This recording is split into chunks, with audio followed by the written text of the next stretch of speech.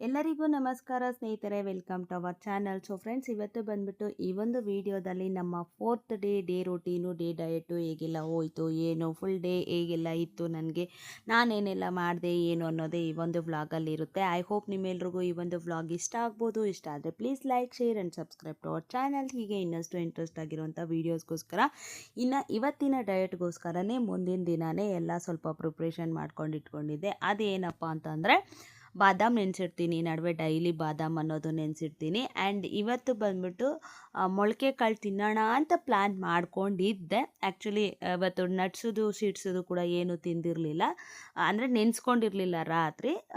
Okay ಅಂತ ಅಂದ್ಬಿಟ್ಟು ಇದ್ದೆ. ಅದೇನಾಯ್ತಪ್ಪ ಅಂತಂದರೆ ಹೇಳ್ತೀನಿ ಮುಂದೆ. ಇನ್ನು ನೈಟೇ ಒಂದು ಚಿಕ್ಕ ಸ್ಪೂನಷ್ಟು ಮೆಂತ್ಯ, ಒಂದು ಬೆಟ್ಟದ ನೆಲ್ಲಿಕಾಯಿನ ಕಟ್ ಮಾಡಿ ಗ್ಲಾಸಲ್ಲಿ ಹಾಕಿ ಅದ್ರ ತುಂಬ ನೀರು ಹಾಕಿ ನೆನೆಸಿಡ್ತೀನಿ.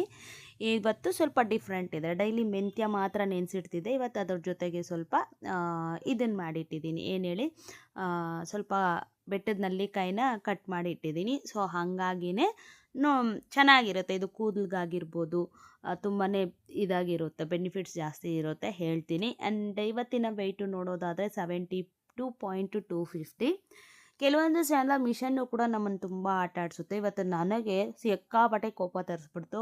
ಒಂದು 5-6 ಸಲ ಒಂದು ವೆಯ್ಟ್ ತೋರಿಸ್ತು, ಇನ್ನೊಂದು 5-6 ಸಲ ಈ ವೆಯ್ಟ್ ತೋರಿಸಿದೆ. 72.650. ಯಾವುದು ಕನ್ಸಿಡರ್ ಮಾಡೋದು ಅಂತಲೇ ಗೊತ್ತಿಲ್ಲ. ನಾಳೆ ವೆಯ್ಟ್ ನೋಡಿದ್ರೆ ಗೊತ್ತಾಗುತ್ತೆ ಎಷ್ಟು ಏನು ಅಂತ ಅಂದ್ಬಿಟ್ಟು. ಸಮ್ಟೈಮ್ಸ್ ಆಗೋದುಂಟು, ಮಿಷನ್ನು ನಮಗೆ ಇರೋದಕ್ಕಿಂತ ಒಂದು 300-400 ಗ್ರಾಮ್ ಜಾಸ್ತಿ ತೋರಿಸ್ಬೋದು, ಇಲ್ಲ ಕಡಿಮೆ ತೋರಿಸ್ಬೋದು. ಕೆಲವೊಂದು ಸಲ ಹಂಗಂತ ಯಾವಾಗಲೂ ಆ ಥರ ಆಗಲ್ಲ, ಯಾವಾಗಲೂ ಒಂದು ಸಲ ಆ ಥರ ಆಟ ಆಡಿಸುತ್ತೆ. ನಾನು ಆ ಥರನೇ ತಲೆಗೆ ಹಾಕ್ಕೊಳ್ದಿರ ಸರಿ ಇರಲಿ ಇವತ್ತಿನ ದಿನ ಅಂತಂದ್ಬಿಟ್ಟು ಸುಮ್ಮನೆ ಆದೆ. ಇನ್ನು ಮೆಂತ್ಯ ಮತ್ತು ಬೆಟ್ಟದ ನೆಲ್ಲಿಕಾಯಿ ಜ್ಯೂಸ್ ಕುಡಿತಾ ವಾಟರ್, ಇನ್ಫ್ಯೂಸ್ ವಾಟರ್ ಅಂದ್ಕೊಳ್ಳಿ, ಇನ್ಫ್ಯೂಸ್ ವಾಟರ್ ಕುಡಿತಾ ಇದ್ದೀನಿ.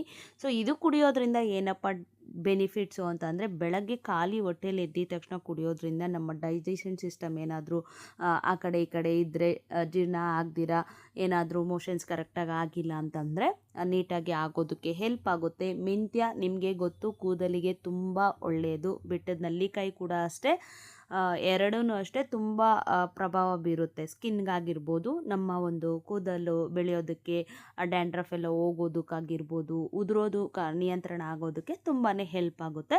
ಸೊ ಹಾಗಾಗಿನೇ ಇದು ತುಂಬ ಪಾತ್ರ ವಹಿಸುತ್ತೆ. ಬೆಳಗ್ಗೆ ಕುಡಿಯೋದ್ರಿಂದ ಬಾಡಿಗೂ ಕೂಡ ತುಂಬ ಒಳ್ಳೆಯದು. ಸೊ ಹಾಗಾಗಿ ಡಯಟಲ್ಲೂ ಕೂಡ ವೆಯ್ಟ್ ಲಾಸ್ ಆಗೋದಕ್ಕೂ ಕೂಡ ತುಂಬ ಹೆಲ್ಪ್ ಆಗುತ್ತೆ ಅಂದ್ಬಿಟ್ಟು ಕುಡಿತಾ ಇದ್ದೀನಿ.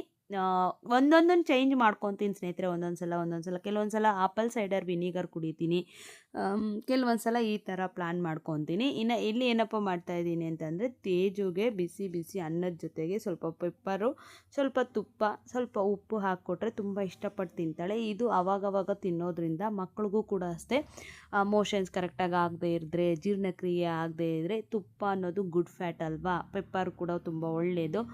ಇನ್ನು ಉಪ್ಪು ನಾನಂತೂ ರೇರೆ, ಅವ್ರ ಪಪ್ಪ ಆವಾಗವಾಗ ಮಾಡಿಕೊಡ್ತಾ ಇರ್ತಾರೆ ತೇಜುಗೆ. ಸೊ ಅದನ್ನು ಹಾಕಿ ಏನಾದರೂ ಸಾರು ಬೇಕು ಅಂದರೆ ಕಲಿಸ್ಕೊಡ್ಬೋದು, ಇಲ್ಲಾಂದರೆ ಬರೀ ಅದನ್ನೇ ಕೂಡ ಕಲಿಸ್ಕೊಟ್ರೆ ತುಂಬ ಇಷ್ಟಪಟ್ಟು ತಿಂತಾರೆ. ಸೊ ಯಾರಿಗಾದ್ರೂ ಹೆಲ್ಪ್ ಆಗುತ್ತೆ ಅಂತ ನಾನು ಇದನ್ನು ವಿಡಿಯೋ ಮಾಡಿದ್ದೆ ಅಷ್ಟೇ. ಇನ್ನು ಇವತ್ತು ಒಂದು ಇಂಪಾರ್ಟೆಂಟ್ ಟಾಪಿಕ್ ಬಗ್ಗೆ ಮಾತಾಡೋಣ ಅಂದ್ಕೊಂಡಿದ್ದೀನಿ. ಈ ಒಂದು ಟಾಪಿಕ್ ಬಗ್ಗೆ ಮಾತಾಡೋದಕ್ಕೆ ಯಾವುದೇ ರೀತಿಯಾದಂಥ ಮುಜುಗರ ಎಲ್ಲ ಪಟ್ಕೋಬಾರ್ದು. ಯಾಕೆ ಅಂತಂದರೆ, ಇದು ನಮ್ಮ ಒಂದು ಆರೋಗ್ಯದಲ್ಲಿ ಆಗೋವಂಥ ಒಂದು ಪರಿಣಾಮ. ಏನಪ್ಪ ಅಂತಂದರೆ, ಡಯಟ್ ಸ್ಟಾರ್ಟ್ ಮಾಡೋದ್ರನೋ ಅಥವಾ ಸ್ಟಾರ್ಟ್ ಆದಮೇಲೇನೋ ಕಾನ್ಸ್ಟಿಪೇಷನ್ ಪ್ರಾಬ್ಲಮ್ ಅನ್ನೋದು ಸರ್ವೇ ಸಾಮಾನ್ಯ. ಓಕೆನಾ? ಅದ್ರ ಬಗ್ಗೆ ನಾನು ಒಂದಷ್ಟು ಟಿಪ್ಸನ್ನು ಕೊಡ್ತೀನಿ. ಇಲ್ಲಿ ಬೆಳಗ್ಗೆ ನಾನು ಮೊಳಕೆ ಸಲಾಡ್ ಮಾಡ್ಕೊಂಡು ತಿನ್ನೋಣ, ಮಧ್ಯಾಹ್ನಕ್ಕೆ ಬಿಸಿ ಬಿಸಿ ಮುದ್ದೆ ಮಾಡ್ಕೊಂಡು ತಿನ್ನೋಣ ಅಂತ ಪ್ಲ್ಯಾನ್ ಇದ್ದಿದ್ದು.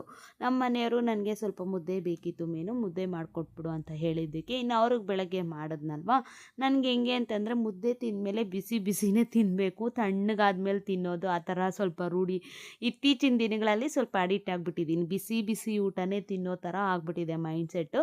ಸೊ ಹಂಗಾಗಿ ನಾನಿನ್ನು ಸರಿ ಇವಾಗ ಇದನ್ನು ತಿಂದ್ಕೊಳ್ಳೋಣ, ಮಧ್ಯಾಹ್ನಕ್ಕೆ ಬೇಕಾದರೆ ಸಲಾಡ್ ತಿನ್ಕೊಳ್ಳೋಣ ಅಂತಂದ್ಬಿಟ್ಟು ಬೆಳಗ್ಗೆನೇ ಮುದ್ದೆನೂ ತರಕಾರಿ ಸಾಂಬಾರು ಸೂಪರಾಗಿ ಬ್ಯಾಟಿಂಗ್ ಮಾಡಿದ್ದಾಯಿತು.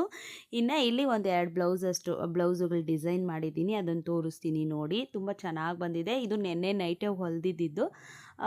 ಉಕ್ಕಾಕಬೇಕಿತ್ತು, ಟಸಲ್ಸ್ ಎಲ್ಲ ಸ್ವಲ್ಪ ರೆಡಿ ಮಾಡಬೇಕಿತ್ತು. ಬಫ್ ಸ್ಲೀವ್ ಇಟ್ಟು ಹೊಲ್ದಿದ್ದೀನಿ. ತುಂಬಾ ಚೆನ್ನಾಗಿ ಬಂದಿದೆ. ಕಸ್ಟಮರು ಕೂಡ ತುಂಬ ಚೆನ್ನಾಗಿದೆ, ಫಿಟ್ಟಿಂಗ್ ವೈಸ್ ಎಲ್ಲ ಸೂಪರಾಗಿ ಕೂತಿದೆ ಅಂತ ಕೂಡ ಕಾಂಪ್ಲಿಮೆಂಟ್ ಕೊಟ್ಟರು. ಸೊ ಇನ್ನೊಂದು ಎಂಬ್ರಾಯ್ಡ್ರಿ ಬ್ಲೌಸು, ಅದು ನೋಡಿ ತುಂಬ ಚೆನ್ನಾಗಿದೆ, ಅದು ಕೂಡ ಬೋಟ್ ನೆಕ್ಕೆ ತುಂಬ ಚೆನ್ನಾಗಿ ಬಂದಿದೆ. ಆ್ಯಂಡ್ ನಾನು ಹೇಳ್ತಾ ಇದ್ದಿದ್ದ ಟಾಪಿಕ್ ಏನಪ್ಪ ಅಂತಂದರೆ, ನೀವು ವಿಡಿಯೋ ನೋಡ್ತಾ ಇರಿ. ಕೆಲವೊಂದು ಈ ಒಂದು ವಿಡಿಯೋದಲ್ಲಿ ನಾನು ಡೇ ರೂಟೀನು, ಡಯಟು ಹಾಗೆ ಇಮೋಷನ್ಸ್ ಕಾನ್ಸ್ಟಿಪೇಷನ್ ಪ್ರಾಬ್ಲಮ್ ಕರೆಕ್ಟ್ ಆಗೋದಕ್ಕೆ ಒಂದಷ್ಟು ಟಿಪ್ಸನ್ನು ಕೊಡ್ತಾ ಹೋಗ್ತೀನಿ. ಓಕೆನಾ? ಇನ್ನು ನಾನು ಆವಾಗಲೇ ಹೇಳ್ದಂಗೆ ಡಯಟ್ ಸ್ಟಾರ್ಟ್ ಮಾಡಿದ್ಮೇಲೆ ಕೆಲವ್ರಿಗೆ ಏನಾಗ್ಬಿಡುತ್ತೆ ಅಂತಂದರೆ ಸಡನ್ನಾಗಿ ಕಾನ್ಸ್ಟಿಪೇಷನ್ ಪ್ರಾಬ್ಲಮ್ ಆಗುತ್ತೆ. ಅದು ಏನಕ್ಕಪ್ಪ ಅಂತಂದರೆ, ನಾವು ಇಷ್ಟು ದಿನ 3-4 ಟೈಮ್ಸು ತಿಂದು ಹೊಟ್ಟೆ ಚೆನ್ನಾಗೇ ಇದು ಮಾಡ್ತಾ ಇರುತ್ತೆ. ಅದು ಬಂದಿದ್ದು ಫ್ಯಾಟ್ಗೆ ಎಷ್ಟು ಬೇಕೋ ಅಷ್ಟು ಎತ್ತಿಕ್ಕೊಂಡು ಏನು ಮಾಡುತ್ತೆ, ಮಿಕ್ಕಿದ್ದೆಲ್ಲನೂ ಮೋಷನ್ಸ್ ಮುಖಾಂತರ ಫಾರ್ 1 ಡೇಗೆ 1 ಟೈಮ್ ಆದರೂ ಹೋಗೋ ಥರ ಆಗ್ತಾ ಇರುತ್ತೆ. ಬಟ್ ನಾವು ಡಯಟ್ ಸ್ಟಾರ್ಟ್ ಮಾಡಿದಾಗ ನಾವು ತಿನ್ನೋದ್ರಲ್ಲಿ ಕಮ್ಮಿ ಅಂದರೆ ಒಂದು ಅರ್ಧ ಫುಡ್ ಆದರೂ ಕಮ್ಮಿ ಮಾಡಿಬಿಡ್ತೀವಿ ಅಲ್ವಾ? ಸೊ ಅದರಿಂದ ಕಾನ್ಸ್ಟಿಪೇಷನ್ ಪ್ರಾಬ್ಲಮ್ ಆಗುತ್ತೆ. ಇನ್ನೊಂದು, ತಿನ್ನೋ ಪದಾರ್ಥಗಳೆಲ್ಲನೂ ಸ್ವಲ್ಪ ಹೀಟ್ ಪದಾರ್ಥನೇ ಇರುತ್ತೆ. ನೀವು ನೋಡೋದಾದರೆ ಈಗ ರೊಟ್ಟಿ ಆಗಿರ್ಬೋದು, ಚಪಾತಿ ಆಗಿರ್ಬೋದು, ಇಲ್ಲ ಈ ನುಚ್ಚಕ್ಕಿ ಅಂದರೆ ರವೆದಾಗಿರ್ಬೋದು, ಬೇರೆ ಏನಾದರೂ ಇನ್ನಿತರೆ ಮಿಲ್ಲೆಟ್ಸು, ಕೆಲವೊಂದು ಹೀಟ್ ಐಟಮ್ಸು. ಈಗ ನಾವು ತಿನ್ನೋ ತರಕಾರಿಗಳು ಕೂಡ ಕೆಲವೊಂದು ಹೀಟಿನ ಪದಾರ್ಥನೇ. ಅಂದರೆ ವೆಯ್ಟ್ ಲಾಸ್ ಆಗಬೇಕು ಅಂದರೆ ನಾನು ನೋಡಿರೋ ಪ್ರಕಾರ ಸುಮಾರಷ್ಟು ಹೀಟ್ ತರಕಾರಿಗಳನ್ನೇ ತಿನ್ನೋ ಥರ ಇರುತ್ತೆ. ಸೊ ಹಾಗಾಗಿ ಏನಾಗುತ್ತೆ, ಕೆಲವೊಂದು ಟೈಮು ಅದರಿಂದ ಕೂಡ ನಮಗೆ ಕಾನ್ಸ್ಟಿಪೇಷನ್ ಪ್ರಾಬ್ಲಮ್ ಅನ್ನೋದು ಆಗುತ್ತೆ. ಸೊ ಹಾಗಾಗಿನೇ ನಾನು ಯಾವಾಗಲೂ ಹೇಳ್ತೀನಿ, ನಿಮ್ಮ ಒಂದು ಡಯಟಲ್ಲಿ ನೀರನ್ನು ಚೆನ್ನಾಗಿ ಯೂಸ್ ಮಾಡ್ಕೊಳ್ಳಿ, ಮೊಸರನ್ನ ಕುಡೀರಿ, ಆಮೇಲೆ ಬೆಟ್ಟದ ನೆಲ್ಲಿಕಾಯಿ ಜ್ಯೂಸುಗಳನ್ನ ಚೆನ್ನಾಗಿ ಕುಡೀರಿ, ತರಕಾರಿ ಜ್ಯೂಸುಗಳನ್ನ ಕುಡೀರಿ ಅಂತ ಹೇಳ್ತಾ ಇರ್ತೀನಿ. ಆದಷ್ಟು ವಾಟರ್ ಕಂಟೆಂಟ್ ಇರೋವಂಥದ್ದು ತಿಂದಾಗ ಅಥವಾ ಕುಡಿದಾಗ ಏನಾಗುತ್ತೆ, ನಮಗೆ ಸ್ವಲ್ಪ ಮೋಷನ್ ಅನ್ನೋದು ನೀಟಾಗಿ ಕ್ಲಿಯರ್ ಆಗುತ್ತೆ. ಓಕೆನಾ? ಇದು ಒಂದು. ಈ ಕಾರಣಗಳಿಂದನೇ ನಮಗೆ ಈ ಒಂದು ಕಾನ್ಸ್ಟಿಪೇಷನ್ ಪ್ರಾಬ್ಲಮ್ ಆಗುತ್ತೆ. ಕೆಲವೊಂದು ಸಲ 2 ದಿನಕ್ಕೊಂದು ಸಲ ಆಗಲ್ಲ, 3 ದಿನ ಆದರೂ ಒಂದೊಂದು ದಿನ ಹೋಗೋಕ್ಕಾಗಲ್ಲ. ಅಂಥವ್ರು ಏನು ಮಾಡಬೇಕು ಅಂತಂದರೆ, ಬೆಳಗ್ಗೆ ಎದ್ದಿದ ತಕ್ಷಣವೇ 1 ವಾರ ನೀವು ಇದನ್ನು ರೂಢಿ ಮಾಡ್ಕೊಳ್ಳಿ. ಓಕೆನಾ? ಬೆಳಗ್ಗೆ ಎದ್ದಿದ ತಕ್ಷಣವೇ ಹೋಗೋ ಥರ ನೋಡ್ಕೊಳ್ಳಿ. ಸುಮಾರು ಜನ ನಾನು ಕೇಳ್ಪಟ್ಟಿರೋದು ಅಥವಾ ನನಗೆ ಗೊತ್ತಿರೋ ಪ್ರಕಾರ ಯಾವಾಗಲೂ ಹೋಗೋ ಥರ, ಅಂದರೆ ಮೋಷನ್ ಯಾವಾಗಲೂ ಮಧ್ಯಾಹ್ನದ ಹೊತ್ತೋ ಸಾಯಂಕಾಲದ ಹೊತ್ತೋ ಆ ಥರ ರೂಢಿ ಮಾಡ್ಕೊಂಡಿರ್ತೀರ. ಯಾರೇ ಆಗಲಿ ಬೆಳಗ್ಗೆ ಎದ್ದಿದ ತಕ್ಷಣವೇ ಹೋಗೋ ಥರ ರೂಢಿ ಮಾಡ್ಕೊಳ್ಳಿ. ಅದು ತುಂಬ ಒಳ್ಳೆಯದು. ಯಾಕೆ ಅಂತಂದರೆ, ರಾತ್ರಿ ಎಲ್ಲ ಜೀರ್ಣ ಆಗಿರೋದು ಬೆಳಗ್ಗೆ ಎದ್ದಿದ ತಕ್ಷಣ ಫ್ರೆಶ್ ಔಟ್ ಆಗಿಬಿಟ್ರೆ ನಮಗೂ ಕೂಡ ವೆಯ್ಟ್ ಚೆಕ್ ಮಾಡ್ಕೊಳ್ಳೋದಕ್ಕಾಗಿರ್ಬೋದು, ಇಲ್ಲ ಡಯಟ್ ಮಾಡೋಕ್ಕಾಗಿರ್ಬೋದು, ಚೆನ್ನಾಗಿ ಕಂಫರ್ಟ್ ಇರುತ್ತೆ. ಸೊ ಹಾಗಾಗಿನೇ ನೀವೇನು ಮಾಡಬೇಕು ಅಂತಂದರೆ, ಬೆಳಗ್ಗೆ ಎದ್ದಿದ ತಕ್ಷಣವೇ ಹೋಗೋ ಥರ ಮಾಡ್ಕೊಳ್ಳಿ. ಇನ್ನು ಇವತ್ತು ತೇಜುಮ್ಮಗೆ ಪೇರೆಂಟ್ಸ್ ಮೀಟಿಂಗ್ ಇತ್ತು, ಪೇರೆಂಟ್ಸ್ ಟೀಚರ್ ಮೀಟಿಂಗ್ ಇತ್ತು. ಸೊ SA4 SA3 ಅಂತೀನಿ, 2 ಟೆಸ್ಟ್ಗಳದ್ದು ಮಾರ್ಕ್ಸು ಏನು ಮಾಡಿದ್ದಾರೆ ಏನು ಅಂತ ಅಂದ್ಬಿಟ್ಟು ಕರೆದಿದ್ರು. ಸೊ ಹಾಗಾಗಿ ಇಬ್ಬರು ಕೂಡ ರೆಡಿಯಾಗಿದ್ದೀವಿ. ನನಗಿಂತ ತೇಜುಮ ಕೂದಲು ಎಷ್ಟು ಚೆನ್ನಾಗಿದೆ. ನನಗೊಂದೊಂದು ಸಲ ಹೇಳ್ಬಾರ್ದು, ನನ್ನ ತೇಜುಮ ಕೂದಲು ನೋಡಿನೇ ಎಷ್ಟೋ ಸಲ ಜಲಸ್ ಬಿದ್ದುಬಿಟ್ಟಿದ್ದೀನಿ. ತುಂಬ ಜನ ಕೂಡ ಅವಳ ಹೇರ್ ಬಗ್ಗೆ ಕಾಂಪ್ಲಿಮೆಂಟ್ ಕೊಡ್ತಿರ್ತಾರೆ, ನಿನ್ನ ಮಗಳದ್ದು ಹೇರ್ ಸಖತ್ತಾಗಿದೆ, ಈ ಏಜ್ಗೆ ಇಷ್ಟೊಂದು ಉದ್ದ ಇದೆ ಅಂದ್ಬಿಟ್ಟು. ನನಗೆ ಅನಿಸುತ್ತೆ, ಏನು ಇಷ್ಟೊಂದು ಉದ್ದ ಇಷ್ಟೊಂದು ಚೆನ್ನಾಗಿ ಬೆಳೆದಿದೆ ಅಂತಂದ್ಬಿಟ್ಟು ಸಮ್ ಟೈಮ್ಸ್ ನಾನು ಆ ಥರ ಅನ್ಕೊತಾ ಇರ್ತೀನಿ. ಆಮೇಲೆ ನಾನೇ ಅನ್ಕೊತಾ ಇತ್ತು, ನನ್ನ ಕಣ್ಣೇ ಬಿದ್ದರೆ ಚೆನ್ನಾಗಿರಲ್ಲ ಅಂತ ಅಂದ್ಬಿಟ್ಟು. ಸೊ ಇಲ್ಲಿ ತೇಜುಮ್ಮಗೆ ಅವಳು ತಲೆಯಲ್ಲಿ ಭಾಷಣಿಗಿಟ್ರೆ ಸಾಕು ಬರುವಂತ ಕಿರ್ಚೋದು. ಇವತ್ತು ಹೆಂಗೋ ವೀಡಿಯೋ ಮಾಡ್ತಾಯಿದ್ದೀನಿ ಅಂತನೋ ಏನೋ ಗೊತ್ತಿಲ್ಲ, ಸುಮ್ಮನೆ ಅವಳೆ ಇನ್ನೊಂದು TVಯಲ್ಲಿ ಮುಳುಗೋಗ್ಬಿಟ್ಟಿದ್ದಾಳೆ ಮೇಡಮ್ಮು. ಸೊ ಹಂಗಾಗಿ ಸುಮ್ಮನೆ ಇದ್ದಾಳೆ. ಇನ್ನು ತೇಜುಮ್ಮದು ಪೇರೆಂಟ್ಸ್ ಟೀಚರ್ ಮೀಟಿಂಗ್ ಹೋಗಿದ್ದೆ, ಮಾರ್ಕ್ಸ್ ಎಲ್ಲ ಹಾಕಿದ್ದೀನಿ ನೋಡಿ ಏನೆಲ್ಲ ಮಾಡಿದೆ. ಹಾಗೆ ಇನ್ನೊಂದು ನನ್ನ ಮಗ ಸೂಪರಾಗಿ ಒಂದು ಅಚೀವ್ಮೆಂಟ್ ಮಾಡಿದ್ದಾನೆ, ಅದು ಕೂಡ ಏನು ಅಂತ ಕೂಡ ವೀಡಿಯೋದಲ್ಲಿ ಹಾಕಿದ್ದೀನಿ. ನಾನು ಅದೇ ಆ ಟಾಪಿಕ್ ಬಗ್ಗೆ ಮಾತಾಡ್ತಾ ಇದ್ನಲ್ಲ, ಅದ್ರ ಬಗ್ಗೆ ಹೇಳ್ಬಿಡ್ತೀನಿ. ನೀವು ಅದನ್ನು ಕರೆಕ್ಟ್ ಮಾಡಬೇಕು ಅಂತಂದರೆ 1 ವಾರ ನೀವು ವೆಯ್ಟ್ ಬಗ್ಗೆ ಗಮನ ಕೊಡಬೇಡಿ. ವೆಯ್ಟ್ ಅಂತಂದರೆ ಎದ್ದಿದ ತಕ್ಷಣ ನಾವು ವೆಯ್ಟ್ ನೋಡ್ಕೋಬೇಕು ಅನ್ನೋದ್ರ ಕಡೆ ಗಮನ ಬಿಟ್ಟು, ಯಾರಿಗೆಲ್ಲ ಕಾನ್ಸ್ಟಿಪೇಷನ್ ಪ್ರಾಬ್ಲಮ್ ಇದೆಯೋ ಅವರೆಲ್ಲನೂ ಬೆಳಗ್ಗೆ ಎದ್ದಿದ ತಕ್ಷಣವೇ 1 ಲೀಟರಷ್ಟು ನೀರನ್ನು ಉಗುರು ಬೆಚ್ಚಗೆ ಮಾಡ್ಕೊಳ್ಳಿ. ಕುದಿಯೋ ಥರ ಎಲ್ಲ ಮಾಡ್ಕೊಳ್ಳೋಕೆ ಹೋಗ್ಬಿಡಿ. ಫಿಲ್ಟರ್ ನೀರೋ, ನೀವೇನು ನೀರು ಕುಡಿತೀರ ಬೆಳಗ್ಗೆ ಎದ್ದು ಆ ನೀರನ್ನು ಉಗುರು ಬೆಚ್ಚಗೆ ಮಾಡಿಕೊಂಡು ಫುಲ್ ಈಗ ನಾವು ಮಲಾಸನ ಅಂತೀವಿ, ಕುತ್ಕೊಂಡು ಕೊಕ್ಕುರ್ ಕಾಲಲ್ಲಿ ಮಾಮೂಲಿ ವಾಶ್ರೂಮ್ಗೆ ಹೋಗೋಕ್ಕೆ ಹೆಂಗೆ ಕುತ್ಕೊತೀವೋ ಆ ಥರ ಕುತ್ಕೊಬಿಟ್ಟು ನೀವು 1 ಲೀಟರಷ್ಟು ವಾಟರ್ನ ನೀಟಾಗಿ ಕುಡೀರಿ ಸ್ನೇಹಿತರೆ. ನಿಮ್ಗೆ ಒಂದೇ ಸಲ 1 ಲೀಟ್ರ್ ನೀರು ಕುಡಿಯೋಕ್ಕಾಗಲ್ಲ ಅಂತಂದರೆ ಸ್ಟೆಪ್ ಬೈ ಸ್ಟೆಪ್ ಒಂದು ಸ್ವಲ್ಪ ಹೊತ್ತು 1/4 ಲೀಟ್ರು, ಆಮೇಲೆ ಇನ್ನೊಂದು 1/4 ಲೀಟ್ರು, ಇನ್ನೊಂದು 1/4 ಲೀಟ್ರು, ಈ ಥರ ಕುಡೀರಿ. ಒಂದು ವಾರ ಮಾಡಿ ನೋಡಿ, ಆಮೇಲೆ ನಿಮಗೆ ಗೊತ್ತಾಗುತ್ತೆ. ಎದ್ದಿದ ತಕ್ಷಣ ಆ ಥರ ಉಗುರು ಬೆಚ್ಚಗೆ ನೀರನ್ನು ನೀವು ಕುಡಿಯೋದ್ರಿಂದ ಆ ನೀರು ಒಳಗಡೆ ಹೋದಾಗ ಏನಾಗುತ್ತೆ, ಆ ನೀರು ಪುಷ್ ಮಾಡುತ್ತೆ ಬೆಳಗ್ಗೆನೇ ನಿಮಗೆ ಮೋಷನ್ ಹೋಗೋದಕ್ಕೆ. ಹಂಗೆ ಒಂದು ವಾರ ರೂಢಿ ಮಾಡ್ಕೊಳ್ಳಿ. ಎದ್ದಿದ ತಕ್ಷಣ ನೀರು ಕುಡಿಬೇಕು ಹೋಗಬೇಕು, ನೀರು ಕುಡಿಬೇಕು ಹೋಗಬೇಕು, ಆ ಥರ ಮಾಡ್ಕೊತ ಬಂದರೆ ನಿಮ್ಗೆ ಅದು ರೂಢಿ ಆಗಿಬಿಡುತ್ತೆ, ಬೆಳಗ್ಗೆ ಎದ್ದಿದ ತಕ್ಷಣವೇ ಹೋಗಬೇಕು ಅನ್ನೋದು. ಇನ್ನು ಡೇ ಅಲ್ಲಿ ಆದಷ್ಟು ನಾರಿನಾಂಶ, ಫೈಬರ್ ಜಾಸ್ತಿ ಇರೋವಂಥದ್ದು, ಲೈಕ್ ರಾಗಿ ಮುದ್ದೆ ಮಾಡ್ಕೊಂಡು ತಿನ್ನೋದಾಗಿರ್ಬೋದು, ನೀರು ಚೆನ್ನಾಗಿ ಕುಡೀರಿ. ಈ ಥರ ಬೆಟ್ಟದ ನೆಲ್ಲಿಕಾಯಿ ಜ್ಯೂಸು, ಕ್ಯಾರೆಟಲ್ಲೂ ಕೂಡ ಫೈಬರ್ ಚೆನ್ನಾಗಿರುತ್ತೆ.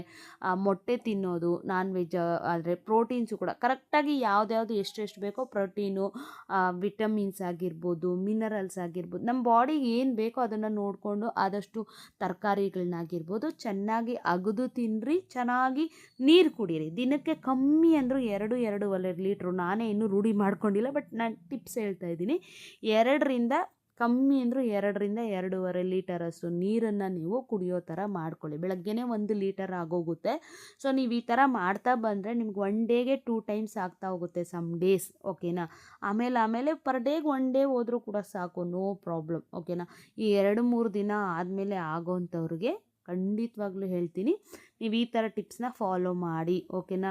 ಡೇಯಲ್ಲಿ ಆದಷ್ಟು ನೀರನ್ನು ಜಾಸ್ತಿ ಕುಡೀರಿ. ನೀರು ಮಜ್ಜಿಗೆ ಮಾಡ್ಕೊಂಡು ಕುಡೀರಿ. ಆಮೇಲೆ ಚಿಯಾ ಸೀಡ್ಸ್ ಅಂತ ಇದೆಯಲ್ವ, ಅದನ್ನು ಕೂಡ ನೆನೆಸ್ಕೊಂಡು ಕುಡಿಯೋದನ್ನು ಮಾಡ್ಕೊಳ್ಳಿ. ಅದು ಕೂಡ ನಮಗೆ ಒಮೆಗಾ 3 ಅನ್ನೋದು ಇರುತ್ತೆ. ಸೊ ಅದರಲ್ಲಿ ಅದನ್ನು ಕೂಡ ನೆನೆಸಿ ಮಜ್ಜಿಗೆಯಲ್ಲಿ ಹಾಕ್ಕೊಂಡು ಕುಡಿಯೋದು, ಇಲ್ಲ ಬರೀ ನೀರಿನ ಜೊತೆಗೆ 1 ಟೇಬಲ್ ಸ್ಪೂನು ನೆನೆಸಿರೋದನ್ನು ಹಾಕ್ಕೊಂಡು ಕುಡಿಯೋದ್ರಿಂದ ಏನಾಗುತ್ತೆ, ನಮಗೆ ಚೆನ್ನಾಗಿ ಡೈಜೆಷನ್ ಆಗಿ ನಮ್ಮ ಒಂದು ಮೋಷನ್ ಕ್ಲಿಯರ್ ಆಗೋದಕ್ಕೆ ತುಂಬಾ ಹೆಲ್ಪ್ ಮಾಡುತ್ತೆ, ಓಕೆನಾ. ಸೊ ಈ ಒಂದು ಸಮ್ಮರಲ್ಲಿ ಇದ್ದಿದ್ದು ಪ್ರಾಬ್ಲಮ್ ಜಾಸ್ತಿ ಆ ಥರ ಆಗೋದು ಉಂಟು.